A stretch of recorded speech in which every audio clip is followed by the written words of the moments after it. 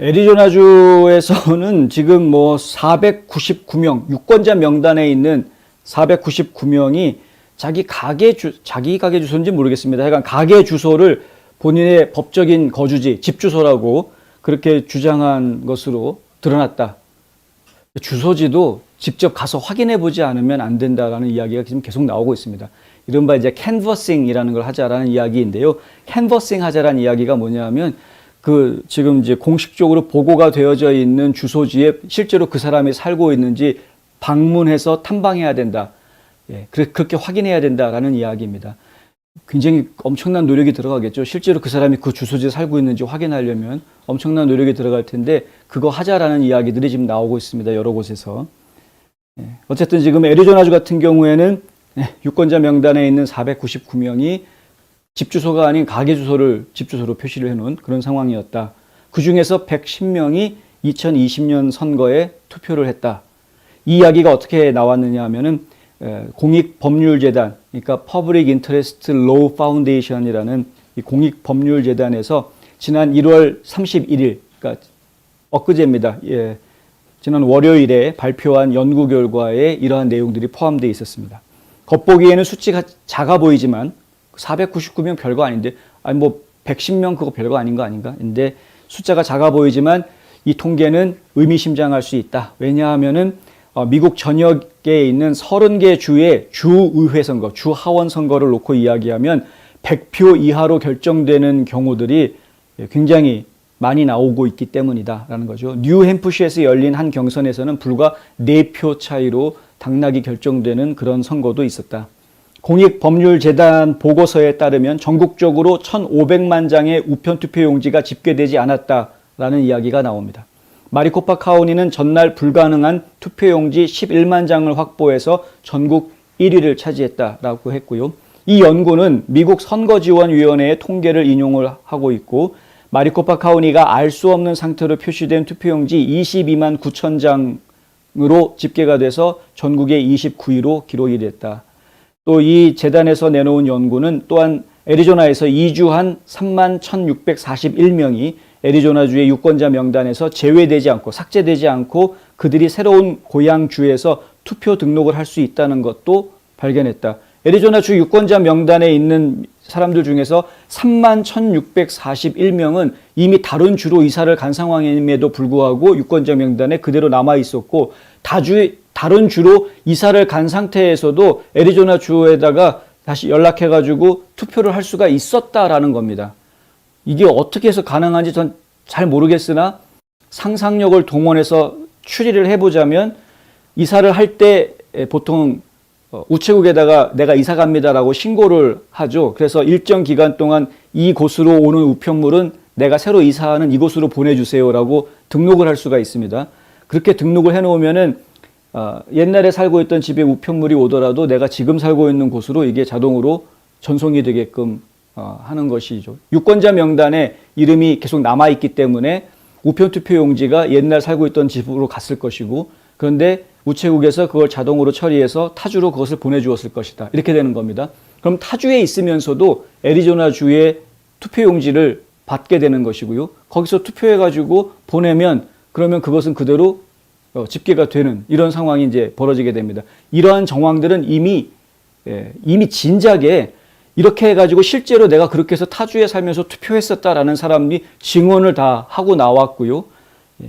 난 지금 다른 주에 와 있는데도 그런 게 와가지고 그래서 내가 투표한 적이 있다라고 벌받을 거 각오하고 원래 이중투표는 안 되게 돼 있기 때문에 벌받을 거 각오하고 그런 증언을 한 사람들이 나왔었습니다. 그러니까 이거는 거짓말이 아니라 진짜 사실이다라는 것이고요. 애리조나는 다른 주들과 마찬가지로 국가 주소 변경 링크에 접속할 수 있고 전국의 유권자들을 추천하는 주간 협력체인 전자등록정보센터의 일부이기 때문에 이러한 일이 일어날 수도 있다라는 이제 추측들이 지금 나오고 있는 것이죠. 이 전자등록정보센터라는 것은 전국에 걸쳐서 이러한 그 주소지 등록 정보들을 데이터베이스를 만들어 놓고 있는 곳입니다.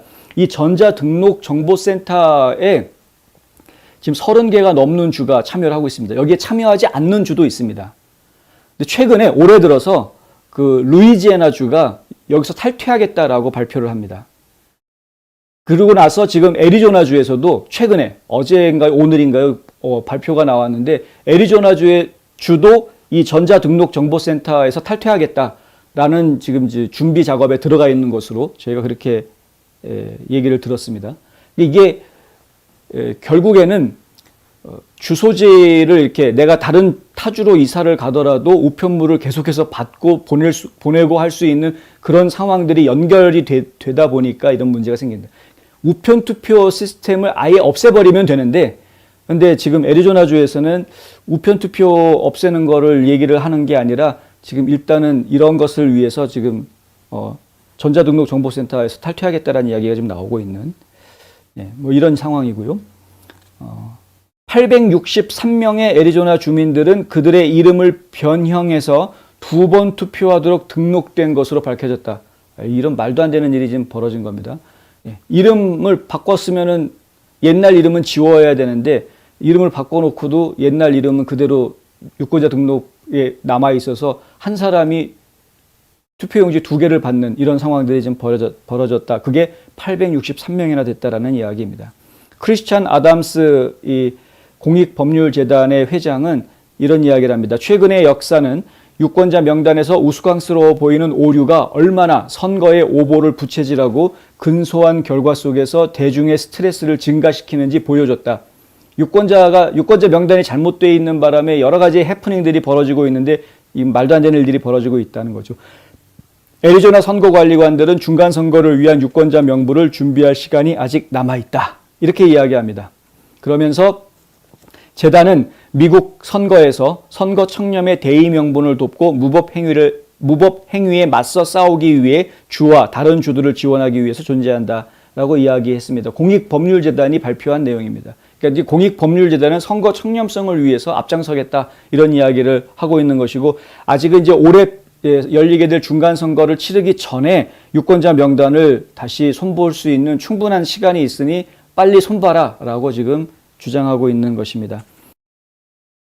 한편 도널드 트럼프 전 대통령은 오늘 성명을 내고 이런 이야기를 합니다. 안 특별위원회는 이 성명서에 나오는 이야기인데요. 안 특별위원회, 제가 안 특별위원회라고 별명을 하는 거죠. Unselected Committee라고 해서 안 특별위원회는 왜 조지아와 다른 경합주들에서 방금 반박할 수 없는 대규모 투표용지 수집 작업이 보도된 것에 대해 조사를 하지 않는가? 다른 많은 게임 체인저들 중에서 게임 체인저다 이것은. 이게 뭐냐 하면은 지금 True the Vote라는 단체에서 다큐멘터리 영화 지금 곧 발표한다 해가지고 나오는 거 있죠. 뭐 뮬스 2020 뮬스인가요? 2000 뮬스인가요? 하여간 그 다큐멘터리 영화 내용이 뭐냐 하면은 벨럿박스, 그러니까 우편 투표를 모으는 이 투표함을 24시간 감시하는 이 감시 카메라의 녹화 내용들을 이 트루더 보트가 입수를 합니다. 그 트루더 보트는 그것뿐만이 아니라 이 투표지들을 갖다가 수거하는 사람들의 셀폰 기록을 가지고 그들의 GPS 기록을 추적을 해서 그 투표 용지를 수거하는 사람들의 이동 경로를 다 파악합니다. 그리고 각 이동 경로에 있는 투표함들에 있는 CCTV 카메라하고 다 매칭을 합니다. 연결을 다 시키는 것이죠. 그러면 이 사람들이 실제로 얼마만큼의 투표용지를 꺼내갔는지, 뭐 언제 꺼내갔는지, 그리고 그것이 기록들로 서로 이렇게 딱 연결해서 제대로 기록이 정확하게 되어져 있는지 이런 것들을 이제 확인할 수 있게 되는 것인데 상당히 많은 문제점들이 지금 보여지고 있다.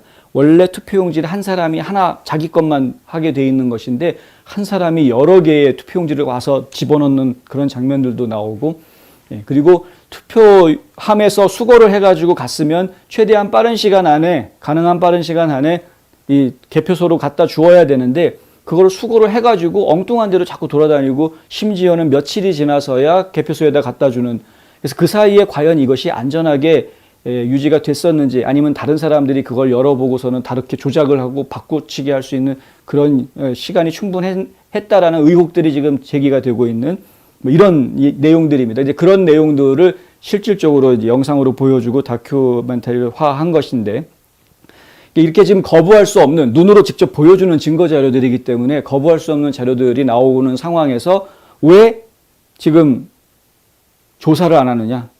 예, 안 특별위원회는 왜 이거 조사 안 하느냐? 선거 문제에 대해서 이야기하려면 그럼 반드시 부정선거 문제에 대해서도 조사를 해야 될 텐데 유독 부정선거에 대해서는 조사들을 하지를 않는다. 예.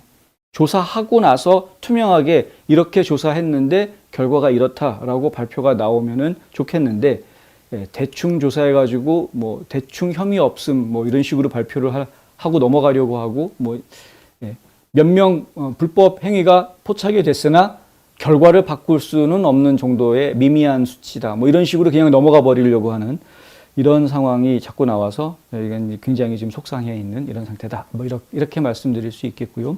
어쨌든 이번에 그 공익법률재단에서 발표한 이 내용이 실제로 그 유권자 명단을 각 주에서 빠른 시간 안에 다시 재정비하는 하나의 큰 자극제가 되어 주었으면 좋겠다라는 것이 저희의 바람입니다.